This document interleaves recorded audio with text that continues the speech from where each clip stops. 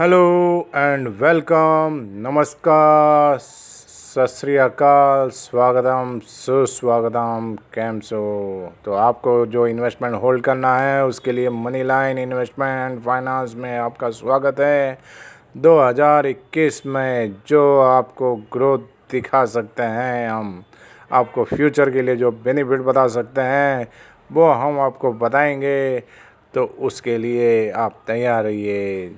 जो पानी से नहाते हैं वो लिबास बदलते हैं, लेकिन जो पसीने से नहाते हैं वो इतिहास बदलते हैं। और कतरा कतरा पैसा जो जमा करके जो बंदा बन जाता है उसको बड़े सेठ साहब कहते हैं। तो इसी के साथ अपनी हेल्थ वेल्थ का ध्यान रखते हुए, इन्वेस्टमेंट करते हुए, जो आप प्रॉपर्टी बनाते हैं, जिसके लिए आप बनाते हैं, जिसका रिटर्न आपको बेनिफिट चाहिए, जो अच्छे टाइम जो रहता है इन्वेस्टमेंट करने का, उस टाइम में आपको अपने दोनों हाथों से जो इन्वेस्टमेंट कर कर के जो बेनिफिट पाना है, तो उसके लिए जो एक रास्ता चाहिए, वो रास्ता इसलिए चाहिए कि आपकी जो इन्वेस्टमेंट का जो बेस्ट मूल्य है, जो बेनिफिट है, वो आपको मिलना चाहिए। तो इसी तरह आपके पैसे का, इन्वेस्टमेंट का जो बेस्ट रिटर्न है और उसका जो बेस्ट फ्रूटफुल रिज़ल्ट है वो आपको मिले।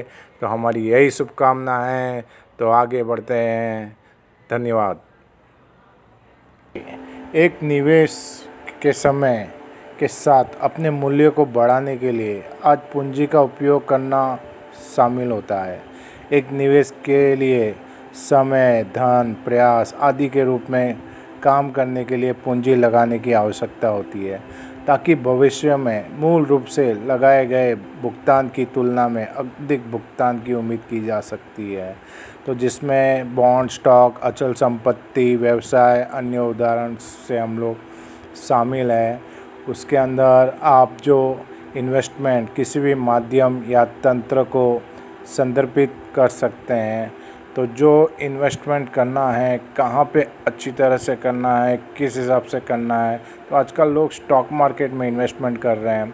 स्टॉक मार्केट में भी अलग अलग रास्ते हैं, जैसे फ्यूचर ऑप्शन, आईपीओ, करेंसी और अपने डॉलर्स, फॉरेक्स। और स्टॉक मार्केट में मोस्टली होता क्या है, सेल करना, बाय करना, बाय करना, सेल करना।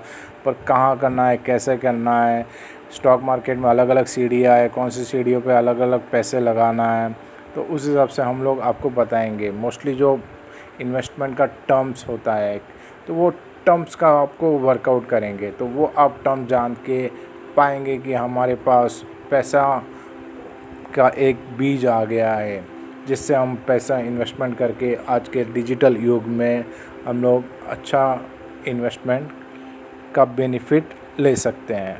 और ये जो बेनिफिट का रिटर्न होगा वो एक फ्रूटफुल ही होगा। लोग कहते हैं कि अब पैसे के झाड़ पे लगे रहते हैं, नहीं, पर ये है कि वो हम जहाँ पे पैसा लगा रहे हैं उसको हम लोग झाड़ बना सकते हैं। आपको सिर्फ यही करना है कि इन्वेस्टमेंट करना है।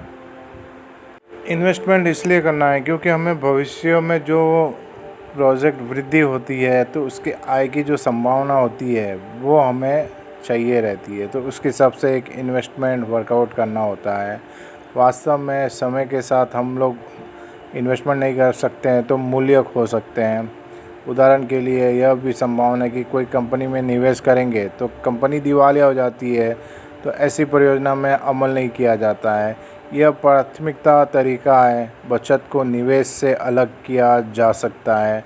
बचत भविष्य के उपयोग के लिए धन जमा कर रही है और इसमें कोई जोखिम नहीं है, जबकि निवेश संभावित भविष्य के लिए लाभ के लिए धन का लाभ उठाने का कार्य करते हैं। और इसमें कुछ जोखिम होता है, जैसे कि आर्थिक निवेश होता है। किसी देश या राष्ट्र के भीतर आर्थिक विकास निवेश से संबंधित होता है। जब कंपनियां और अन्य संस्थाएं ध्वनि व्यापार निवेश प्रथाओं में संलग्न होती है, तो इसका परिणाम आमतौर पर आर्थिक विकास में होता है। उदाहरण के लिए, यदि कोई इकाई माल के उत्पादन में लगी है तो वो एक नए उपकरण का निर्माण करती है, तो उसमें कम से कम अधिक माल उत्पादन करने की अनुमति देते हैं। इससे व्यवसाय के लिए माल कुछ उत्पादन बढ़ जाएगा तो दूसरी संस्थाओं की गतिविधियों से उसमें वृद्धि का कारण बन सकता है। तो इस तरह शेयर मार्केट है, तो शेयर मार्केट में जो इन्वेस्टमेंट करते हैं तो मोस्टली हम लोग देख रहे हैं 2002 की जो कंपनियां थी, जैसे हमारे 737 रुपये पे थी, आज वो 80,000 रुपये पे है।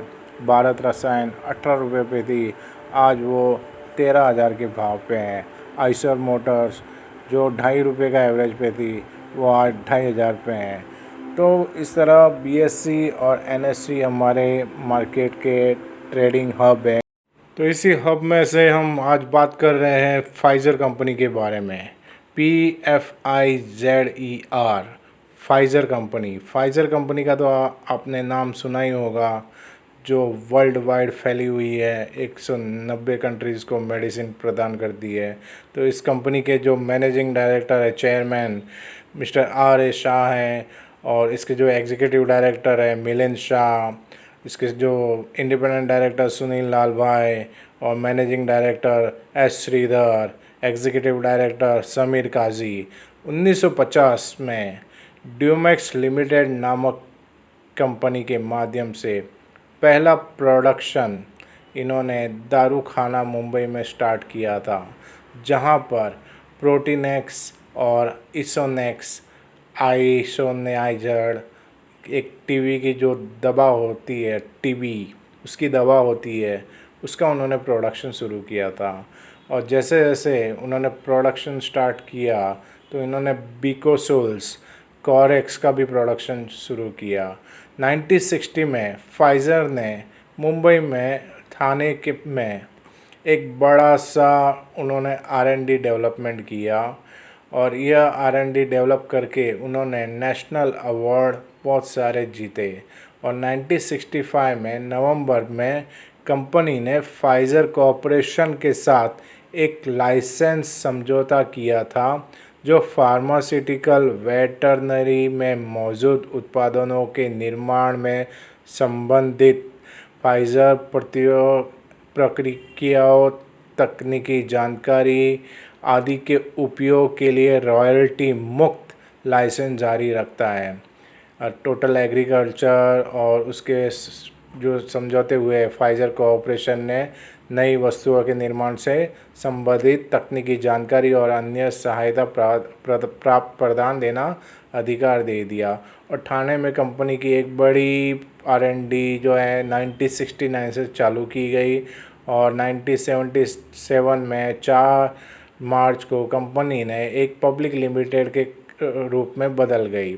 यहाँ पर इन्होंने पिरोक्सिकैम जो गठिया विरोधी दवाई है, और 1989 में डोलनेक्स के नाम से उन्होंने एक दवाई लॉन्च की। फिर बाद में ड्यूमेक्स लिमिटेड 92 को अपने प्रभाव से मिला दिया, और इसी साल उन्होंने डोलमेक्स इंट्रामस्कुलस को मिला दिया। तो इस तरह फाइज़र कंपनी बहुत बड़ी कंपनी है। आज इसका भाव जो शेयर का है 5,545 है, और आज के 20 साल पहले जो शेयर का भाव रहता था वो 200-300 के आसपास रहता था। ये साल 4,000 से लेकर 6,000 तक इसने ऊपर छलांग लगाई है। 25,000 करोड़ का इसका मूविंग एवरेज है, और कैपिटल है, और मूविंग एवरेज 6,000 करोड़ का है। और इसका जो रेवेन्यू है 2,200 करोड़ का है। इसका जो नेट प्रॉफिट है 400 करोड़ का एवरी ईयर का है। EVS भी जो है 116 करोड़ का है। BVS भी टोटल इनका 700 करोड़ के आसपास है। ROE भी 26-30 करोड़ के आसपास बना रहता है। इक्विटी पे कोई डेप्ट नहीं है, और जो इसका जो शेयर होल्डिंग है लगभग 69-70% मैनेजमेंट के पास है, 63%।